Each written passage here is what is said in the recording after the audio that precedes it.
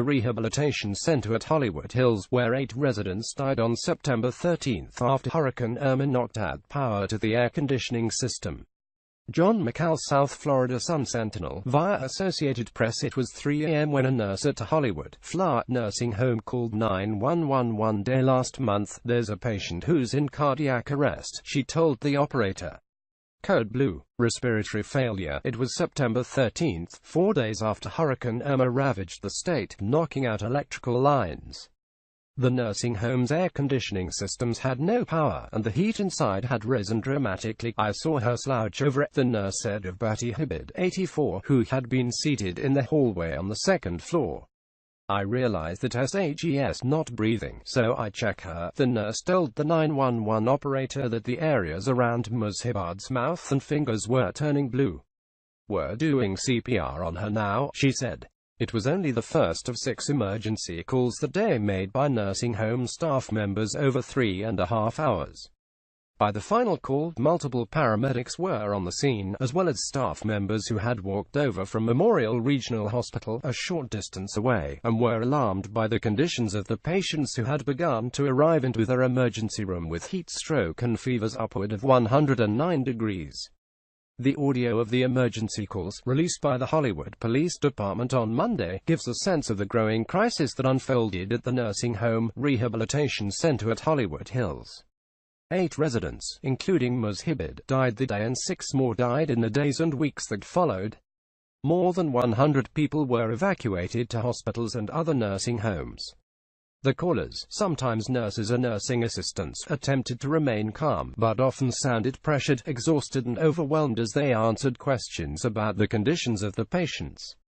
All were reported to be having severe difficulty breathing. "Oh my God, this is crazy," a woman making the 4th call said at around 6:15 a.m., as she struggled to find the patient's age in the nursing home's computer system, which had a separate power source. "We are initiating CPR at this moment," she said.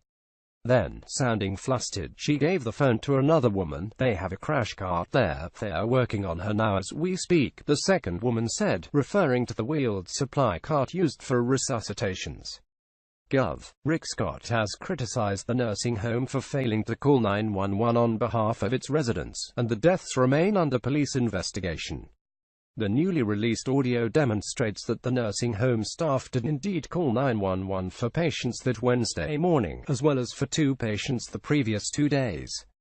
But by the time the calls were made, the residents were suffering respiratory distress, and in some cases dying.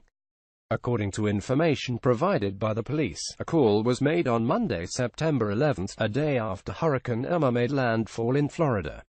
That call was made for an 81-year-old woman on the second floor who was experiencing breathing problems. A second 911 call was made around midday on Tuesday, on behalf of a 93-year-old man. He had a fever, a woman told the 911 operator. "We started, ordering the tests for him and stuff, but he's getting short of breath now." The 911 audio was released by the police after 2 local newspapers, the Sun-Sentinel and the Miami Herald, went to court to demand them under the state's public records statutes. Investigators have now completed witness interviews related to the 911 calls and have determined that the audio can be released without jeopardizing the ongoing investigation, the police said in a news release. Several families of residents who died have sued the home. The governor, through the state's health agency, moved to shut down the nursing home. The home has filed a legal challenge. Hollywood Hills, one of many nursing homes in South Florida that lost power after the hurricane, has noted that state officials and the power company were repeatedly called for help in restoring electricity to the air conditioning. In one of the 911 calls made on September 13, a worker at the Broward County Emergency Operations Center noted that the day before, a psychiatric facility that shared the same building as the nursing home, and also had no air conditioning, had called the county for assistance. On Monday, Jeffrey D. Smith, a lawyer for the nursing home, said the home could not comment on the 911 calls because it had not yet heard them. "We have been asking for these records since the incidents occurred," he said in an email. To date, we have not had access to the 911 calls and are still waiting for responses to our multiple public record requests. After the deaths, the governor released an emergency rule that will require all nursing homes and assisted living facilities, by November 15, to have generators and enough fuel to keep the facilities at safe temperatures.